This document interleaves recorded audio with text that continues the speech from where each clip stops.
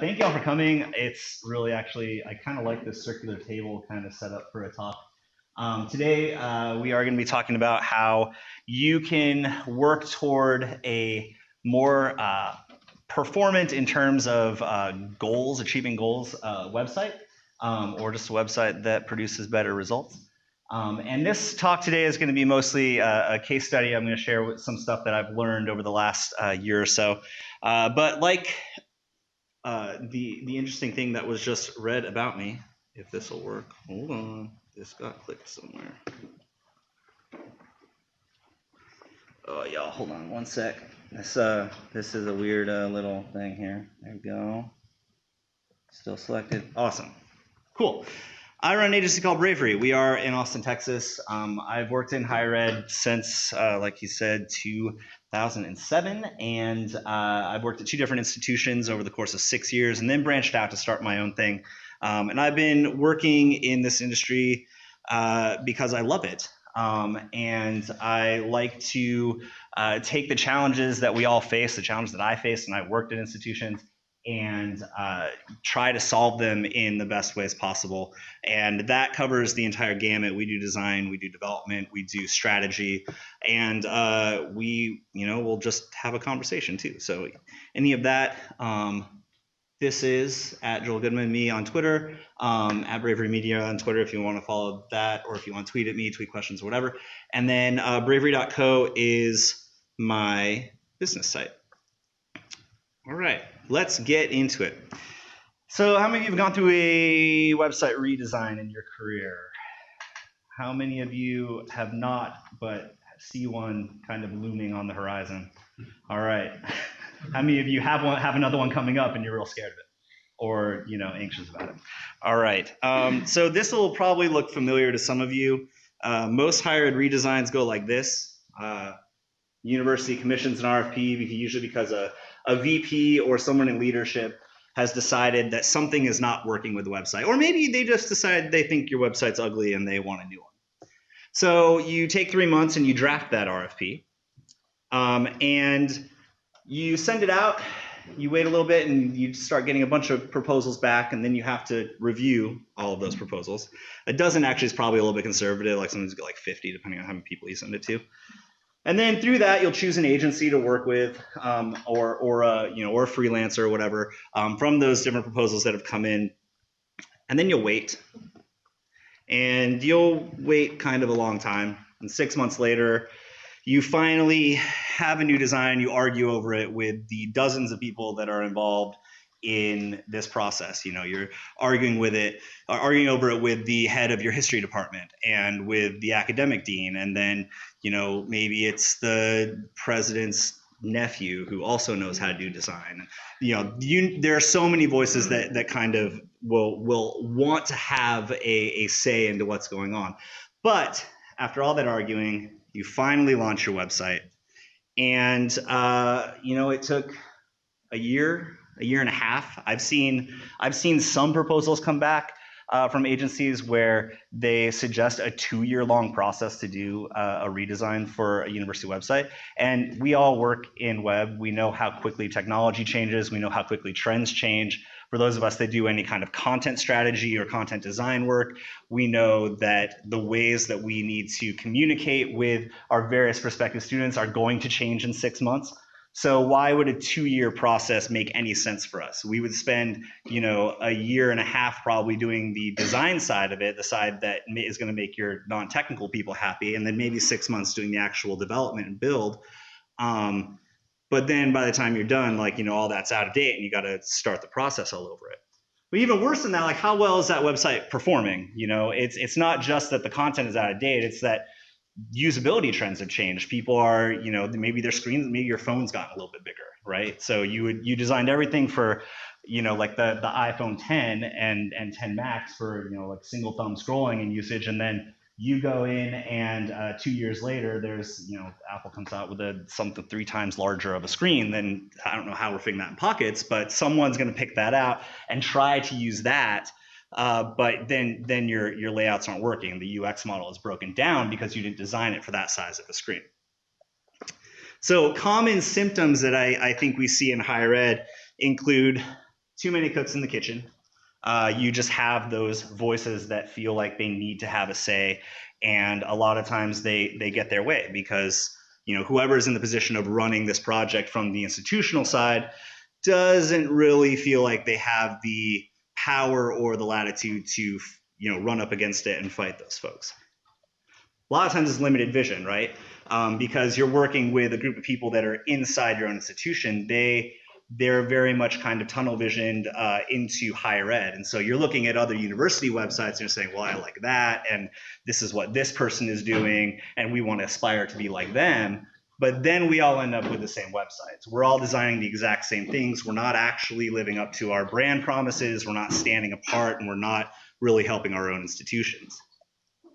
And then a lot of times there's this set it and forget it mentality. And I'm sure this is one that you have all run into at some point, and you understand that a website is never finished. We have to continue working on it, right? You can't just do a year-long or a 2-year-long or hopefully shorter, like an 8-month-long project and say, okay, website's done. I'm gonna go work on something else, and then expect that to perform and achieve the goals that you already have. But a lot of times the people that aren't doing the web stuff day in and day out like we are, this is how they think. Like, oh yeah, I'm just gonna drop $100,000 or a couple $100,000 on a website, and then it's gonna solve all our problems. Well, you got to kind of support that throughout the process and build something that's going to allow you to kind of expand and change with your different goals as they progress. So as I said, this is a case study. So that was all leading up to, or kind of to set some context for us as we look at a project that I did with my team last year.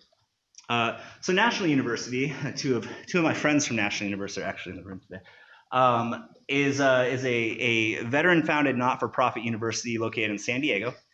And my good friend Seth Odell came to me in late 2017 and said, hey, I just got a new job as Vice Chancellor of Marketing, and our website needs a lot of help, and I need you to come in and help me figure out what's going on. Okay, great. I work with Seth all the time. He always calls me when things come up.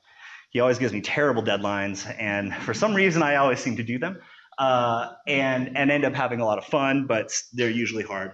And so I spent 7 weeks and just kind of did a deep audit into their site, into their competitors, into what was going on a tech side, what was going on sort of a content side and a design side. And when we started coming together to work on this new plan for a website. So this is across the street from their campus. So it was a really nice place to visit. They're right in Torrey Pines. This is the golf course across the street at the Hilton, and it's absolutely stunning. Like the ocean is right there. And so basically what happened was Seth hired me to fly out there for about the first 6 months of 2018, and I flew out every other week. Spent a couple of days in the office. Working with them on all kinds of stuff. I was doing a ton of intake work. I was meeting with all the various constituents around campus that needed or felt as though they needed to have a say in the website. And it was acting as a buffer in some ways to getting stuff done. It was a lot of listening to people, making them feel as though they were involved. And if I'm honest, playing a little bit of some games and not really taking all their input and putting it in. But a lot of it is, a lot of times our colleagues in other departments really just want to feel as though they have a say in it and don't necessarily need that say. And NU in particular had a couple of challenges. So the first one was, it was a brand new marketing unit. Seth had just taken the job. He had kind of re-envisioned what marketing was doing at National University. They're at the system level. They've got a number of different sub-institutions around the state in particular. And now outside of state, but he had changed the model to more of a marketing agency internally. And that's a pretty difficult task. All new staff, people that were coming in, it was built to be heavy on a data analytics and measuring side. They wanted to be setting goals. They're doing a lot more media buying, a lot more digital advertising, and they needed this website to kind of live up to what they were doing. And their website was really old. The website was was built on Cold Fusion back in, I think it was like 2004 or something like that, and had been kind of patched and put together in different ways, and I sort of redesigned. And the IT group that was running it, they knew Cold Fusion. They wanted to stay on Cold Fusion. Does that sound familiar to anyone? Like you have a unit that is stuck on a technology, either a scripting language or a technology platform, and that's what they want to stick with, whether or not it's best. It's like, oh, we know it. We're going to stick with it. Sometimes that's totally valid. In this case, it made it difficult because there was no way for NU's marketing group to edit their content in ways that were easy and would actually be effective. They had a ton of SEO issues. It was stuff where they would have like double H1 tags being inserted in the page, and they couldn't fix that. They couldn't put metadata in. It was a very, very difficult setup. And their third challenge was there was confusion in the marketplace around what National University was. So National University, be honest, doesn't, like, the name doesn't sound like a not-for-profit. It sounds fairly generic, and a lot of the marketing that had been done prior to Seth Odell coming in and taking over it looked very for-profit. It felt very for-profit, and so there was a perception in the marketplace that this might be more of like a University of Phoenix or a Grand Canyon or one of those, and a little bit of distrust, especially after all the legal issues that have happened over the last few years. And so Bravery was tasked to solve for all of those problems. We needed to find a way to help them better communicate who they actually were. A not-for-profit that was veteran-founded and that was very much focused on helping people in the military or veterans, or just adults that needed to get another degree or finish their undergrad degree. They were focused on those students, and there is really actually a missional kind of message to what they were doing. But we also needed to modernize their platform on a technical side, and we needed to make sure that the new agency there could support all of this going forward. So the lead up to this, this is kind of how we operated. So I said I already did that like 7-week deep dive into stuff. When I came back together and we regrouped, we defined goals for the NU website. I had the 7 weeks auditing competitors and digging into site analytics and meeting with internal constituents. I built a case for moving the university from Cold Fusion to WordPress, and in this case, I was lucky because leadership actually wanted to go to WordPress, and I was more tasked with how do we convince the IT group that this is a good thing. There's some interesting political kind of intrigues that happened during that, but it was very much a convincing that turned into a telling. No, we're going to WordPress, and then actually moving everything away from IT and into the marketing group in particular. And they're better off for it. And then we developed a schedule for doing it right. And this was my favorite part because I don't get to do this very often, where I got to sit down and say, oh, you want to know the right way to do this? Okay, so you'll take this much time to do content strategy, and then you'll take this much time to develop an information architecture, and you'll be rewriting stuff, and then we're going to take this long to design, and this is where we're going to do revisions, and we're going to take this long to develop it, and you can launch in, at the time we had said September, and I think it'd be in November, right, Scott? Yeah. So we're pretty close, actually. So Seth Odell gave me this quote when we were kind of going to the end of it. As the vice chancellor of marketing, you can understand how doing a complete website overhaul could be overwhelming, especially when you do it while trying to build out a new web services division. And that is what our role was letting him build out the web services division. We helped a little bit in parts, especially on filling in the internal developer needs, and sourcing the personnel for that. And then, but mostly we were taking the design side of it and say, okay, we're just gonna take the website off your plate. You tell us your goals. We're gonna make that happen for you. So choosing a design team. This is where it's fun for me. Like, I was tasked with figuring out, okay, who's going to design this website. We had our goals in place. We kind of knew what we were going for. We knew that we wanted results. And our plan had been to work with a separate third-party agency. Basically, I was in as a consultant. I was going to hire an agency that would do the design, and I would kind of serve in a creative director capacity to make sure that we were doing things right, that we were going to have, you know, proper structures, that our accessibility and inclusivity stuff was on point from a design side. The team that we looked at just didn't really do it. They were great people. They had a really interesting background in paid display ads, but their design was just kind of weak. And I remember going in after, you know, we went in, we had a call with this team, and the leadership there is like, yeah, we're not really into their design. I said, well, I can take another, you know, 6 weeks and try to dig up another agency or two and figure out who can do it. Or, you know, if we want to keep on track and just speed through this, I can go back to Austin, see if some of my designer friends are available and willing to do this, and we can just run with it. And that's what they opted to do. So this is where we stepped in again, just in a larger capacity. I was kind of liking just the, you know, lightweight consulting stuff. I was like, yeah, I do strategy, just tell people what to do. This is fun. But we ended up bringing in these two designers. I'm on the left in case I look too different, but Ryan Weaver in the middle and Brendan Pittman on the other end there. Two of my good friends in Austin that are incredible designers, have a background in product design, do all kinds of really interesting stuff.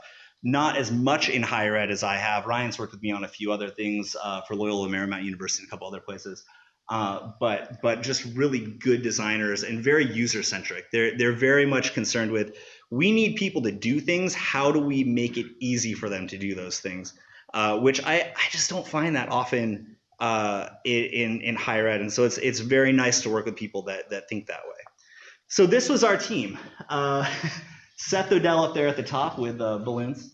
Aaron Edgel, who's the general manager at the marketing agency, and he runs a lot of the data and analytics folks directly. And then myself, Ryan, and Brendan. And that's just 5 people. So a lot of times, an institution will hire an agency of 30 plus people thinking, oh man, we're going to get 30 people working on our project. Little secret, you don't really get that much. And also, that's too many people. And on the flip side, if it had been the 3 of us coming in and they had a committee of 10 people, which is not unheard of. I mean, I've been in ones where there's a committee of 20 people. 23 people or even 13 people running a website redesign is too many people. That's a lot of opinions, that's a lot of voices, and it takes focus out of what you actually have to do. And so if you have goals, you're not going to hit them. You're going to have to find some place in between to compromise, and that's going to hurt whatever your desired end result is. Want to see some design? This is the fun part.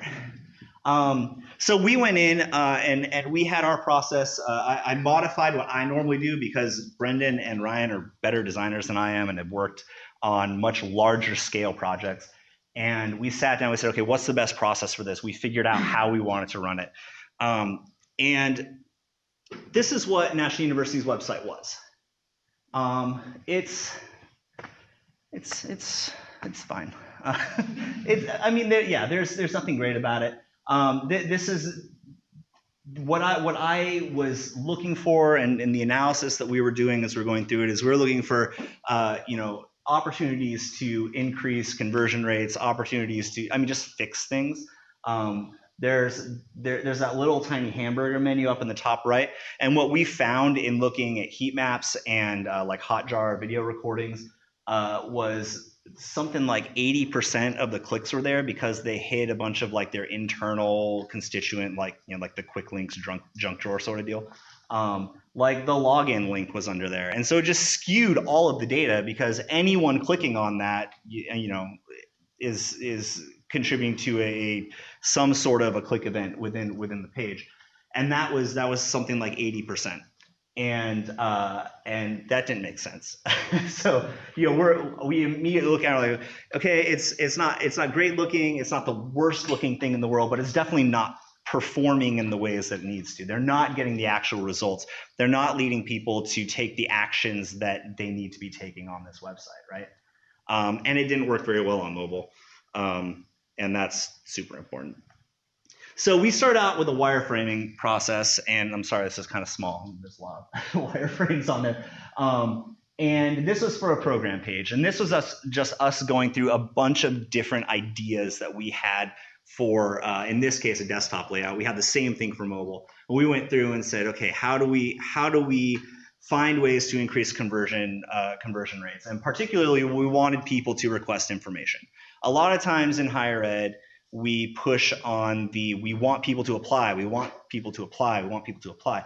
But I mean, that's honestly like asking someone to marry you before you've even had a conversation with them. It's a very, very big ask. So what always works better, I mean, if you think about this from an admission counselor standpoint, right? Someone comes to your campus and talks to you, they're going to be more likely to actually apply and go through the process. There's a much smaller barrier to entry if you're asking them to give you just a little bit of information and then follow up and develop a personal relationship and a communication rapport with them.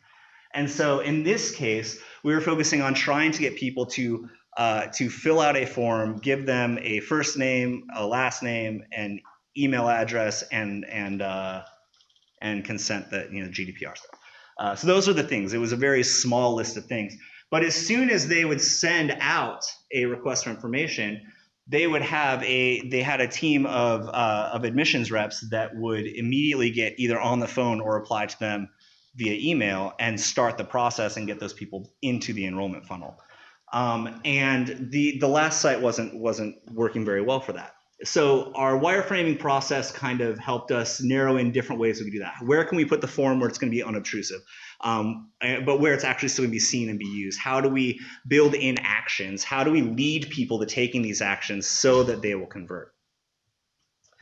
We started working on designs for the homepage. So these are some of the mobile comps that we had. And we provided quite a few options, but if you look at the differences between these, there's differences in contrast.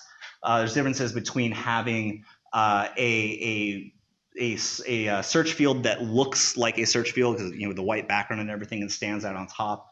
We tried moving the hamburger menu to the bottom and leaving it at the top, and trying to put a request info CTA in the header, and also like moving it down other places.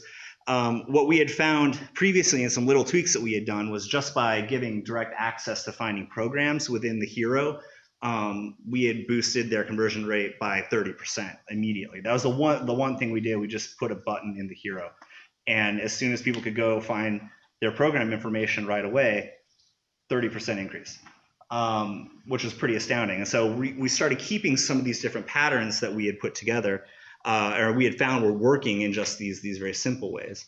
A couple other options that we did. We just tried to say, okay, what's the best looking one? What one feels the best? We'd put these in an app called InVision, and that just shows mockups, and pull it up on the phone, and make sure that we had our touch targets in the right place, that it wasn't a stretch for the thumb to get up to different things that we wanted them to do. So we want to remove friction points, right? We want to make sure that there's nothing getting in the way of these prospective students taking an action that we want them to take. We started working toward our full-blown homepage designs, right? We had quite a few. These are a couple of the earlier examples that we had. What it would look like as you scroll down the page a little bit. A couple of other, one other one where we have like a full menu nav bar across the top, trying to do this like 50-50 split thing. Whole bunch of other ones. Kind of went exhaustive on all the different types of things we could do, because we wanted to see what resonated the best with the client, for one, but also what resonated the best with other folks in the agency at NU. And options are the best way to do that. And so this is one that this is one of the finalists that we started to land on. What it looks like is you scroll down, you get this darker, the light's kind of bad in here, but you get this like darker blue bar at the top with your kind of utility links, and we have our main navigation.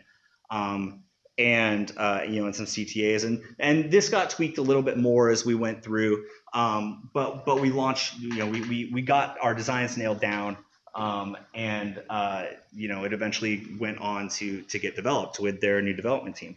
But so that's I think it's some good design. I think we did some good design. But how we did that with 5 people. If you go to nu.edu right now, you'll see something that's very close to that. There's been some tweaks in between, but we managed to do that design process in 2.5 months, end to end. We did homepage, we got program pages done. We designed an entire program finder kind of mini Ajaxy app thing with a complete UX model behind that. We made templates for mobile. We made templates for static pages and all kinds of stuff. And we managed that in 3 months, which I think is unheard of in higher ed. I hadn't been in a process where we've been able to pull that off. Well, a couple of things that helped. NU has incredible photography. They've invested a lot of time, a lot of effort, and a good amount of money into making sure that their photography and videography is good. None of the photos you saw were stock. Those are all out there taken of their real students in real places where they work and where they live. And it offers a layer, we a lot of times talk about authenticity in the type of content that we want to create for our websites. Nothing more authentic than photos of actual students in places. And when you have a good photographer doing it, when you spend the time, and not necessarily even on your campus, like they don't necessarily need to be on your campus, but when you have a good photographer that is creating an editorial kind of view towards that, it helps immensely in pulling off a good set of design. And you also had measurable goals. And they were big goals. We wanted to increase conversion rates by a lot. And so we knew, going into the design that we needed to achieve those things. It wasn't, we want this to look pretty. Well, that's completely subjective. I think we ended up with something that looks very nice. It's different from a lot of the things that we had heard and had tried to kind of push. And there were definitely some compromises even within our small group of 5 people. But it was all bent on getting to achieve these goals that we had. NU was also focused on the results side of it. And so when you have someone that is thinking in terms of what's that end goal, and they're able to drive that forward in the way the leadership was there, it clears the path to be able to do these sorts of things and help your sites perform a lot better. And our team was kept small. Again, we didn't have 15 voices in here. It was, we knew that we would get together and we would show something, and then we would have an hour-long discussion about the finer points, and everyone had opinions, and that's great because you need those opinions. It's a refining process. But you can't refine with a giant group. You can't have everyone yelling and speaking into the process. So we stayed focused on launching a website that would immediately and significantly improve performance or improve results. So the numbers, we had a 128% year-over-year increase in conversion rates as soon as we launched the site, which is massive. Within that, we were seeing approximately 3% daily conversions on some days. And from what I was told, NU had never seen anything that had ever broken 2%. And on a daily conversion rate, that's a lot of people. That's a big number. And so when we looked at what each one of those conversion rates would be, would be converted to into dollar amounts, it's fairly astounding. Couple of takeaways, and then we can get into some questions. Seth Odell gave me this quote 2 nights ago while we were in San Francisco. He said, "It's not about what to do, but who can get it done." And so in his case, brand new, he doesn't have the staffing to get this thing done yet. He sometimes calls me his mercenary, which I don't know if I like that very much, but maybe I do. I don't know, it sounds a little bit cool.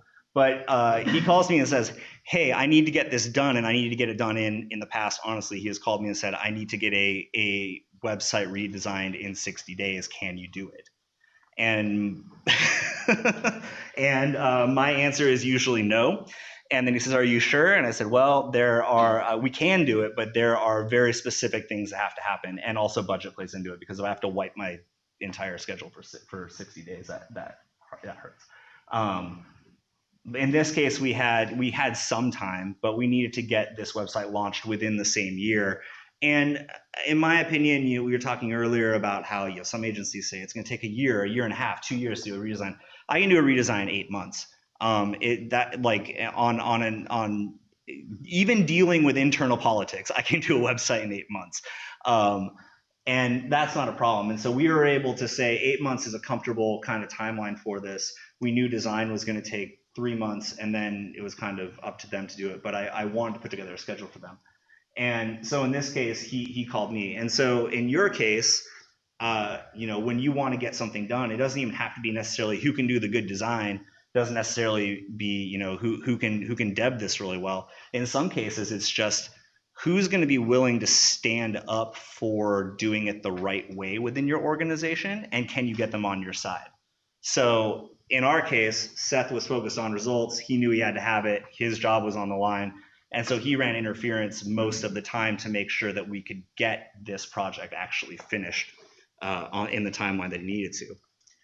And then part of that is just playing politics to get things done right. And this is the side that I think a lot of us kind of shy away from, especially I don't shy away from politics very often in business especially. But in some cases, in our case, we were kind of stealth about a lot of the things we did. We didn't necessarily put together a page and then invite our faculty to come and review it before we built it out or got it signed off on. We built the thing, and then we turned around and said, oh, hey, look, we have this cool new thing. And then eventually heard like, well, it's missing this, this, and this, and this. Seth gave me a really good anecdote. He said it was like, cleaning out your closet, right? You pull everything out and you put the things back in that you want to keep. And then eventually you're probably going to realize, oh man, I threw out all my belts and I need a new belt or something. There are things that are going to have to get put back, but getting to that baseline, it doesn't happen when you have, when you bring in other people's input all the time. And so it sounds mean and it sounds bad and people aren't going to like it. But if you're quiet about it, you're a little stealthy and a little bit sneaky about it and get it going, then you can always turn around and say, oh, I'm so sorry, let's figure out how to work that back in. And then hopefully go from a standpoint of having a very solid foundation that will let you build that back into your site in a way that works. I mean, there's some content where that's probably not going to happen, but that's one of the things to do.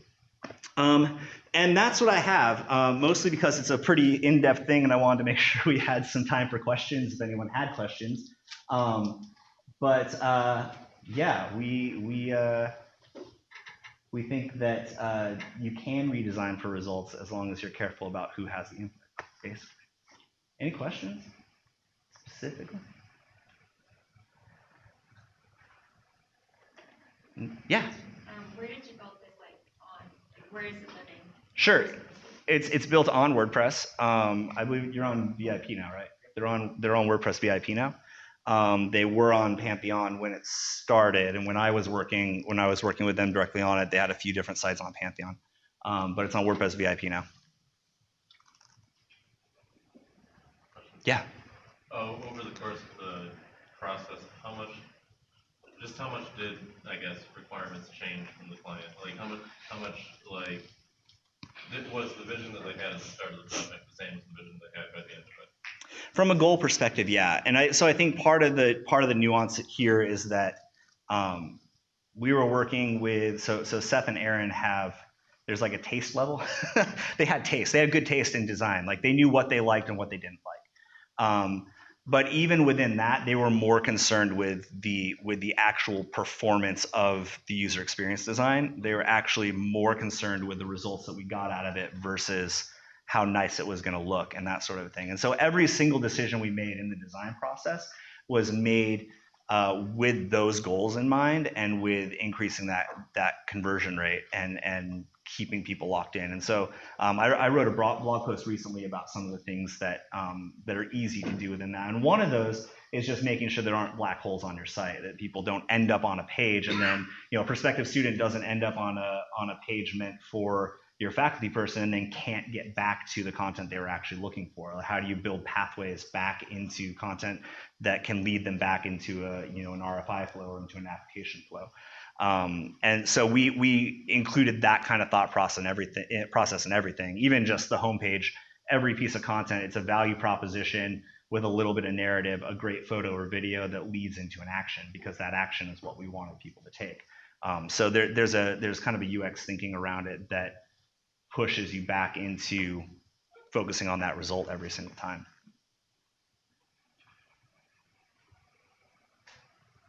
Anything else? Yeah. Did you guys do any like A/B split testing and yeah, anything that kind of surprised you?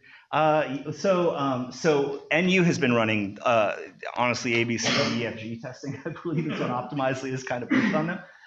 So a lot of the things that we designed, including the homepage stuff, we made it very modular. We knew Gutenberg was coming down the pike. We knew that this was going to need to be modular at some point.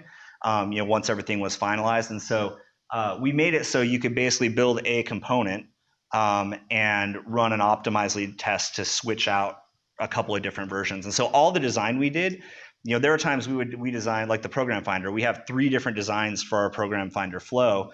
They chose the one they like the most, but they have 2 other options that they can run into the flow to see which performs better. The same way with even just layouts in the hero, like centering the search. We like left aligned and right aligned to center it. They've been running those tests throughout, and they've found interesting things like, centering a search field in your hero actually performs better for some reason, or centering just a button is going to perform better.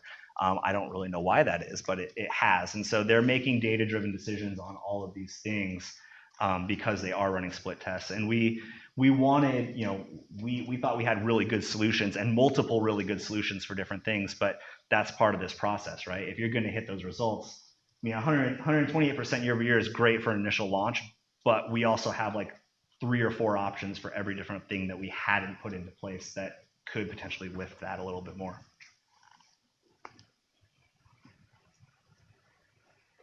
Anything else? All right. Well, thanks all for coming. I'll be around, and you can also submit questions on the website if you've got additional ones or think of something later on, or my DMs are open, so feel free. Yeah. I didn't see the link to your slides on the session page. Will you be releasing them? Yeah, it was in there. It's okay. Yeah. I mean, you can. It's bravery.co/WPCampus19 if you want to grab them right now. But they'll get up there soon. Yeah, they've got the link to it. Awesome. Thanks everyone. Appreciate you coming.